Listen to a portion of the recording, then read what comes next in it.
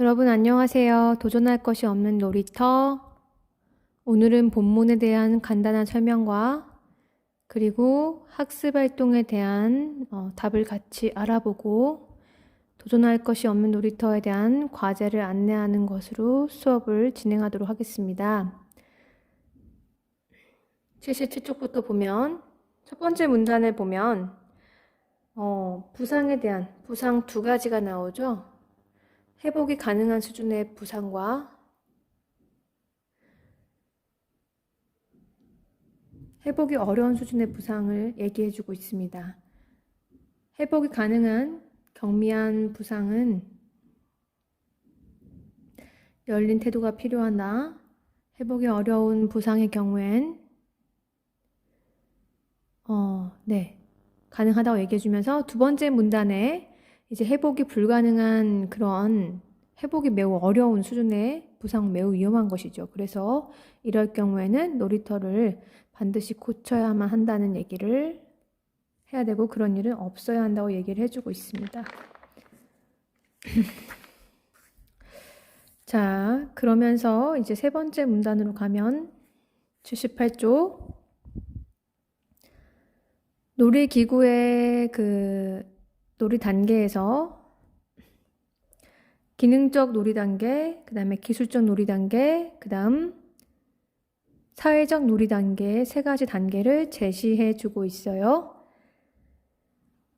자, 그러면 갈수록 좀 더 높아지는 발전된 단계인데 우리나라 놀이터는 기능적 놀이 단계에 머물러 있다. 경우가 많다라고 얘기해 주고 있습니다. 그래서 재미없고 지루한 놀이터가 되게 대부분이다. 그런 상황은 아닐까라고 얘기를 해주고 있습니다. 자, 그런데 이럴 경우에 문제점이 있다고 얘기를 해주고 있죠. 다섯 번째 문단으로 가면 자, 아이들은 반달리즘 경향을 보이는데 이 반달리즘을 더욱 그런 유혹에 쉽게 빠질 수 있다고 얘기해주고 있습니다. 왜냐하면 우리나라 놀이터가 대부분 기능적 놀이 단계에 머물러 있어서 아이들이 다양하게 다양한 방법으로 또 창의적으로 놀 수 있는 그런 게 막혀 있다는 얘기죠. 자, 그러다 보니까 오히려 부상이 더욱더 속출할 수 있다. 왜냐하면 아이들은 다르게 표현하고 싶고 다르게 놀아보고 싶고 그런 성향을 가지고 있기 때문이라고 설명을 하고 있죠. 우리가 어렸을 때 모습을 생각해 보아도 또 주변의 아이들의 모습을 보아도 이 부분에서는 굉장히 공감을 할 거예요. 자, 79쪽 갈게요. 그리고 우리나라는 대부분이 그 놀이터의 모양이 정형화, 일반화되어 있다라고 얘기해 주고 있죠. 게다가 요즘에는 고무, 탄성 고무칩으로 바뀌었는데 이것의 문제점을 얘기해 주고 있습니다. 79쪽에서. 네. 자, 그러면 왜 탄성 고무칩을 쓰는 이유는 무엇이냐? 자, 그 점에 대해서 편의주의 때문이다. 편의주의.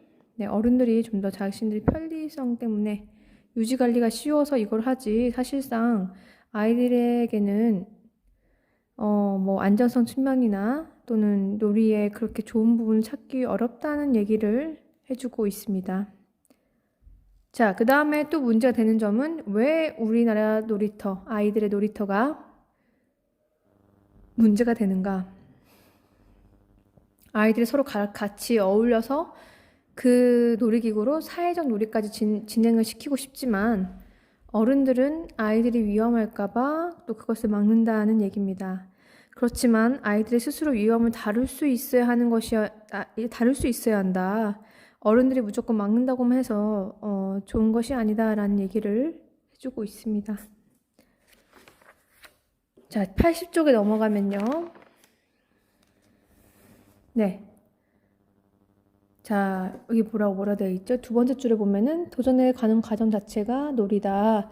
도전을 하는 것이 중요한데, 네. 그리고 위험을, 가벼운 그런 부상은 입어봄으로써 오히려, 아이들이 다음에는 어떻게 해야 할지 이것을 주의해야 한다는 걸 스스로 인지할 수 있게 된다는 얘기를 해주고 있죠. 스스로 깨닫게 해줄 수 있는 그런 놀이터가 되어야 한다라는 얘기겠죠. 그런 놀이를 할 수 있도록 해줘야 되고요. 자, 그래서 궁극적으로 이 글쓴이가 이제 추구하는 놀이터의 모양은 어떤 것일까요? 네, 여기 진취적인 행동과 긍정적인 사고를 키워나갈 수 있는, 도전하고 모험할 수 있는 그런 공간이어야 한다. 놀이터는 그래야 한다.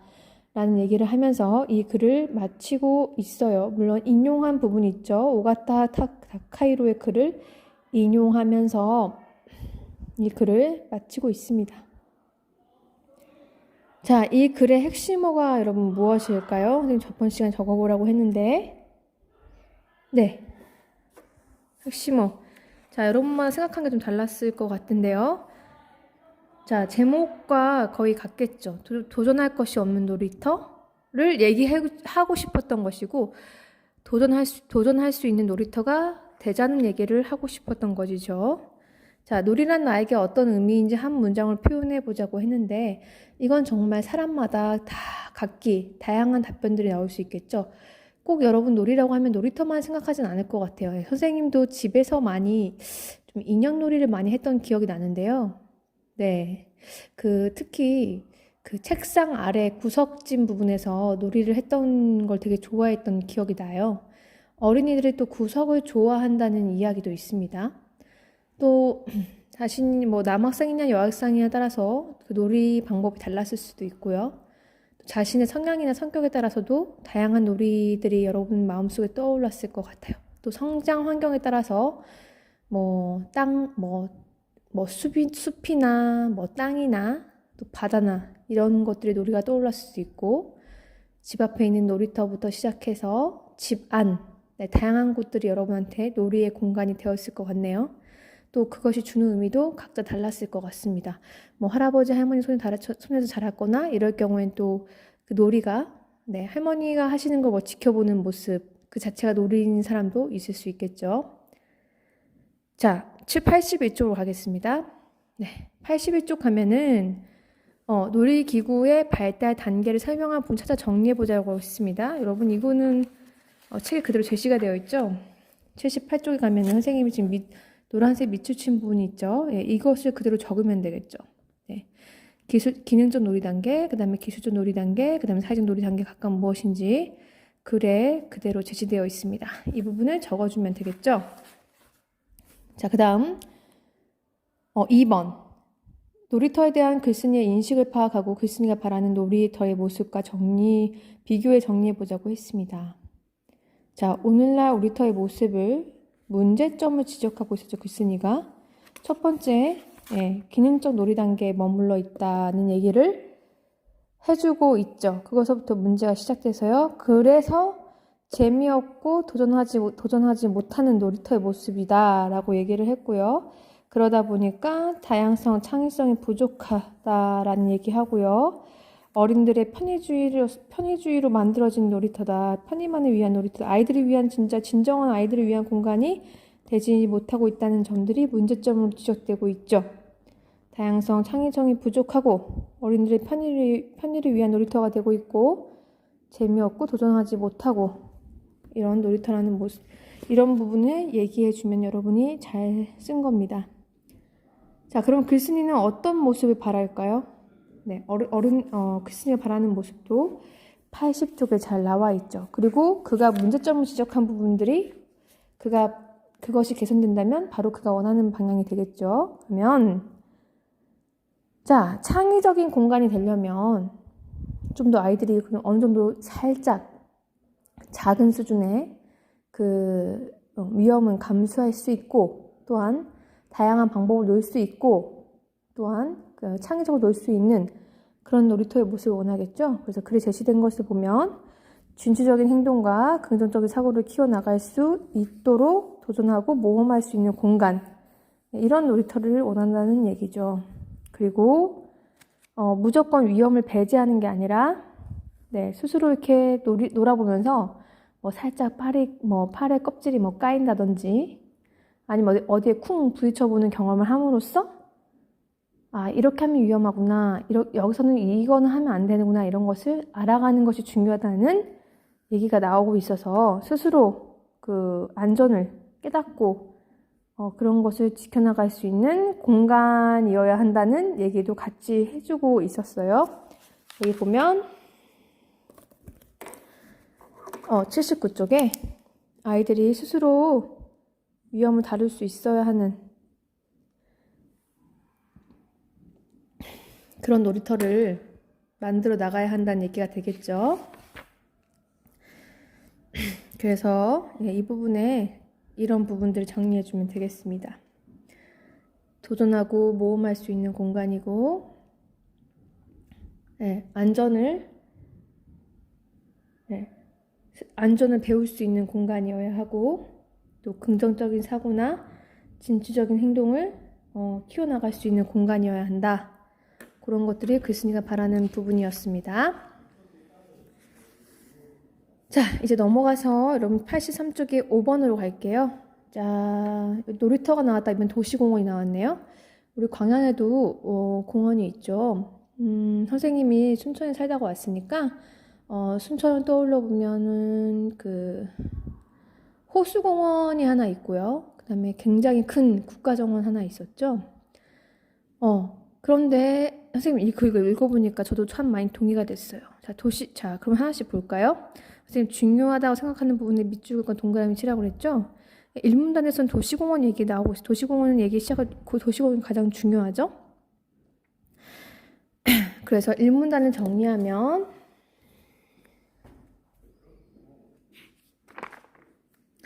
자, 여기 보면 1문단 두 번째 줄을 보면 도시공원가 무엇인지를 정의를 내리고 있죠. 그래서 도시공원을 정의를 하고 그 다음에 소통의 장이다. 이것은 역할이나 기능적인 것을 얘기하는 거죠. 그래서 도시공원의 정의와 기능을 제시해주고 있습니다. 1문단에서.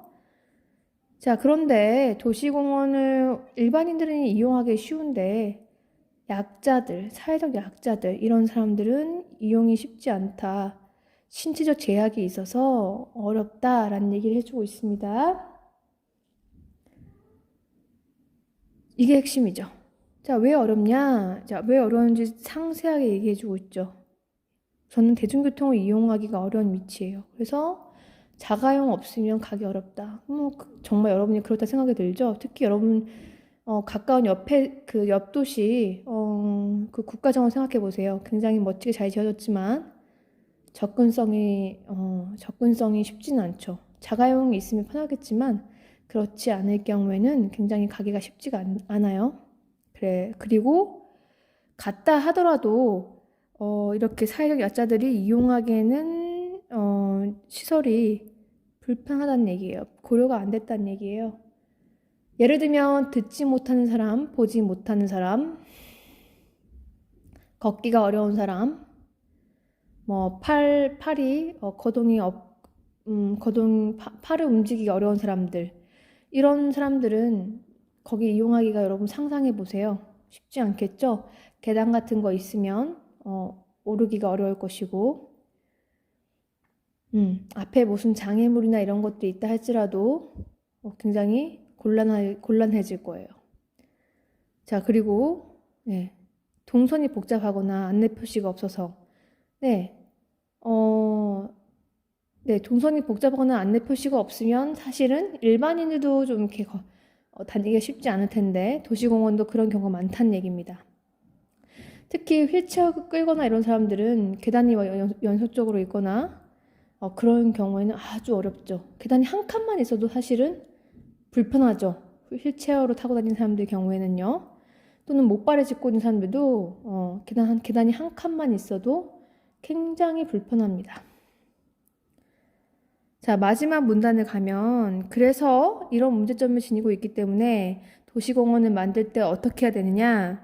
공간 계획 및 설정을 할 때 다른 시설들과 연계가 될 수 있도록 제도적, 물리적 정비가 되어야 한다라는 얘기를 해주고 있죠.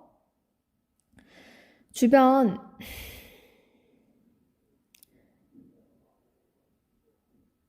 좀 접근성이 용이하도록, 그러니까 편하도록 만들어져야 한다. 저기 외딴 곳에 만들어 놓고 이용하게 하면은 자가용 있는 사람들이야 편하겠지만 그 밖에 나머지 사람들은 사실은 어렵죠. 여러분, 공원이란 것이 어떤 기능을 합니까? 머리를 식히고 싶어서 공원에 가는 사람들이 있고요. 바깥바람 쐬고 싶고 가족이나 친한 사람과 잔잔하게 이야기 나누고 싶어서 가는 경우가 많잖아요. 혼자서도 자기 건강을 지키기 위해서 가는 사람도 많습니다. 그런데 내가 약자라는 이유로, 사회적 약자라는 이유로 그곳에 가기도 어렵고 자가용이 없기 때문에 못 가거나 또는 나는 거동이 불편해서 버스 타는 자체가 어려운 사람들, 이런 사람들은 이제 거의 여기 한번 가려면 너무나 어렵기 때문에 그냥 가기를 포기하게 되는 거죠. 이런 것들을 방지하기 위해서, 막기 위해서는 이런 것들이 필요하다라는 얘기를 해주면서 이 글이 마치고 있습니다. 자, 사회적 약자가 도시공원을 이용하기 어려운 이유는 무엇이겠어요? 여기 3분단에 있는 내용들을 언급해주면 되겠죠. 이용하기가 어려운 위치에 있다. 시설물들이 배려를 못하고 있다. 동선이 복잡하거나 안내 표시가 없는 것, 이런 것들이 다 문제가 되겠죠. 어려운 이유가 되겠죠. 자, 그러면 사회적 약자를 배려한 도시공원 설계하기 위해서 고려할 요소가 무엇일까요? 여러분이 직접 생각을 해보면 좋겠죠. 먼저 접근성이 용이하도록 어떤 위치를 선정을 해야 되고, 그 다음에 건물 시설들이나 건물 환경을 조성할 때 이렇게 움직이기 어려운 사람들, 좀 보는 게 어려운 사람들,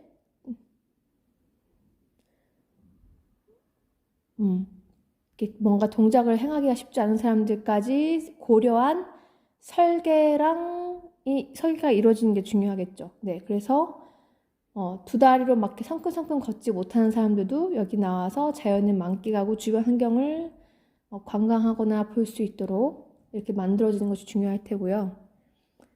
또한 잘 보이지 않더라도 어디 빠지거나 어디에 부딪히지 않도록 설계되는 것도 굉장히 중요하겠죠. 네, 이런 점들을 여러분이 적어주면 되겠죠. 자,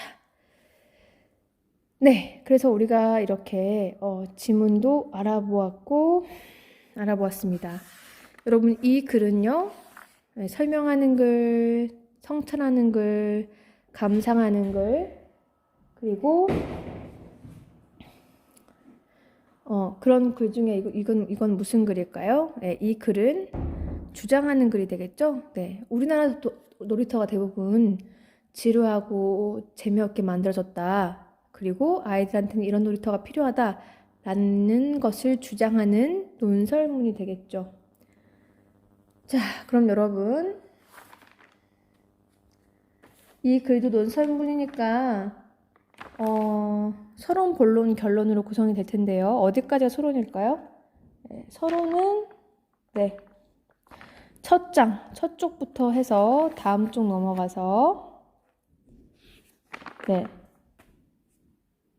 여기 놀이터의 재미를 느끼고 즐겁게 도전하게 된다. 여기까지가 서론이 되겠죠. 그렇다면 우리 주변의 놀이터를 떠올려 보자. 여기서부터 본론이 되죠. 왜? 우리나라 놀이터의 문제점을 처음부터 얘기하고 싶었던 거니까요. 그러니까 여기서부터 본론이 되겠죠. 그러면 어디까지가 본론이고 마지막 결론일까요? 네, 우리나라 문제점 먼저 지적을 하고 싶었던 거니까 생각해 볼 필요가 있다라고 하면, 그 다음에 놀이터 갖춰야 될 모습을 여기서부터 얘기해주고 있으니까 이 부분이 결론 부분, 여기 전체가 결론이고 여기까지가 본론이 되겠네요. 자, 여러분, 이렇게까지 해서 여러분 도전할 것이 없는 놀이터에 대한 글도 같이 잘 알아보았고요. 선생님이 이제 마지막 과제가 나가는데요. 이 과제를 여러분이 수행을 해서요. 다음 주는 학교 여러분 다 오죠. 교실에 들고 오기 바랍니다. 그럼 검사하고 출석 인정으로 또한 처리하도록 할게요. 네, 여러분 선생님 과제를 그 파일로 넣어 놓았는데 과제는 3번과 4번 중에서 선택을 하면 됩니다. 82쪽에서 3번 또는 4번을 선택해서 여러분이 과제를 수행하면 돼요. 과제를 어떻게 해야 되는지는 파일에 잘 안내가 되어 있으니까 그것을 참고하면 되겠습니다. 자, 여러분 여기까지 해서 네, 여러분 그 중간고사 범위는 여기까지예요. 그러면 우리가 2학기가 되어서 배웠던 선생님과 같이 배웠던 내용을 보면은 목차를 보면 자, 여기 1단원에서 주제 통합적 읽기 이 부분 했죠. 여기 전체요. 그 다음에 미세먼지 실체 부분을 했죠. 자, 그 다음에 도전할 것이 없는 놀이터 부분을 같이 봤습니다. 예, 시험 범위는 여기 이렇게 됩니다. 그리고 이번 시험은 선생님 부분에서는 서술형이 없고 객관식만 있습니다. 객관식만. 네, 여러분이 그 점을 이거는 네, 잘 준비하라는 뜻에서 알려주는 거니까 여러분 참고하고요. 참고하도록 합니다. 자, 여러분 수고 많았고요. 네. 이제 선생님은 아기를 낳으러 갈 것 같습니다. 여러분, 네, 잘 과제하고 수행하고 나중에 다시 또 만나도록 해요.